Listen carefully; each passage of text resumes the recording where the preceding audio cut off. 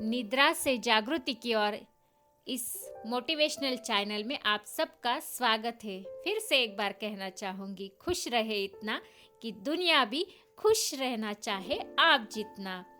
रामू और सोमू बड़े ही सच्चे मित्र थे, लेकिन दोनों के रहन सहन में जमीन आसमान का फर्क था।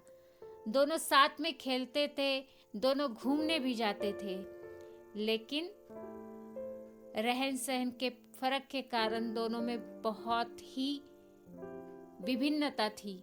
दोनों को एक दिन खेलते खेलते तोते के दो बच्चे मिल गए। रामू ने एक रख लिया और सोमू ने एक रख लिया। रामू के घर रोज पूजा पाठ, लोगों की आव भगत, लोगों का स्वागत होता था, श्लोक पढ़े जाते थे और भगवान की वाणी पढ़ी जाती थी। ये सारा कुछ तोता देखता था, सुनता था। कुछ दिनों में तोता सीख गया। जो भी लोग आते थे तोते के पास, तोता उनका स्वागत करता। आओ, आपका स्वागत है, बैठो, पानी पियो। और तोता श्लोक बोलने लग जाता था। वो सारी बातें, श्लोक सुनकर लोग बड़े ही दंग रह जाते थे, खुश होते थे। रामू के घर वालों को, तोते को बड़ी आशीर्वादें देते थे और लोग खुश होके फिर से रामू के घर से निकल जाते थे और तोते की बड़ी ही प्रशंसा करते थे। ये प्रशंसा एक दिन राजा के दरबार में पहुंच गई। राजा वहां चला गया और सुनने लगा तोते की बातें, तोते के मुख से श्लोक, आओ भगत। राजा और खुश हुआ।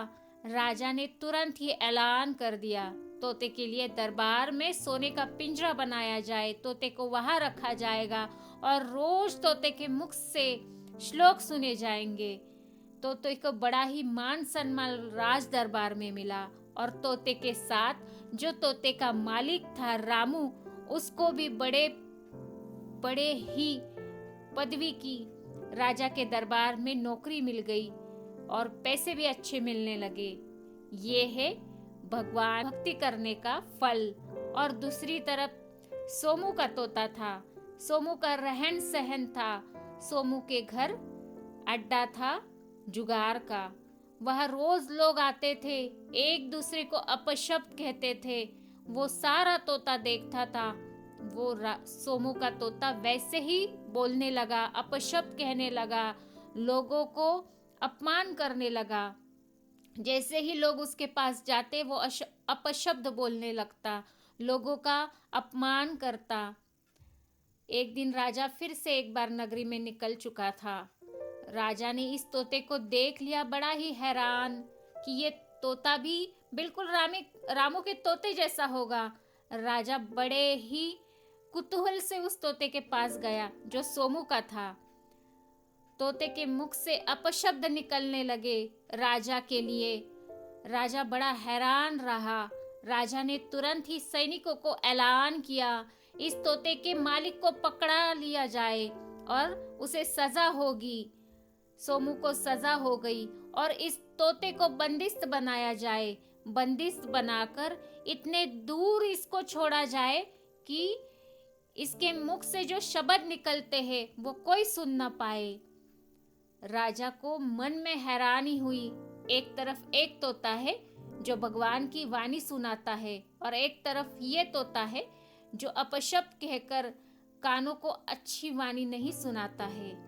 इसकी वजह से नुकसान हो सकता है। इसलिए राजा ने ऐलान करके उस तोते को बड़ी दूर जंगल में छोड़ दिया।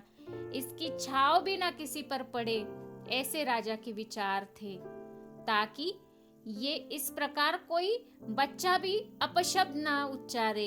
ये ऐसी राजा की सोच थी।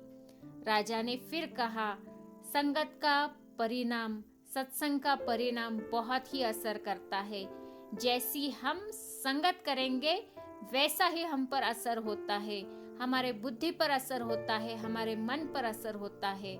इसलिए राजा ने जो भगवान की वाणी सुनाता था, सबकी आओ भगत करता था, सबको प्यार से बुलाता था, सबके लिए श्लोक जो बोलता था, उसी तोते को सम्मान मिला, उसके मालिक को भी सम्मान मिला।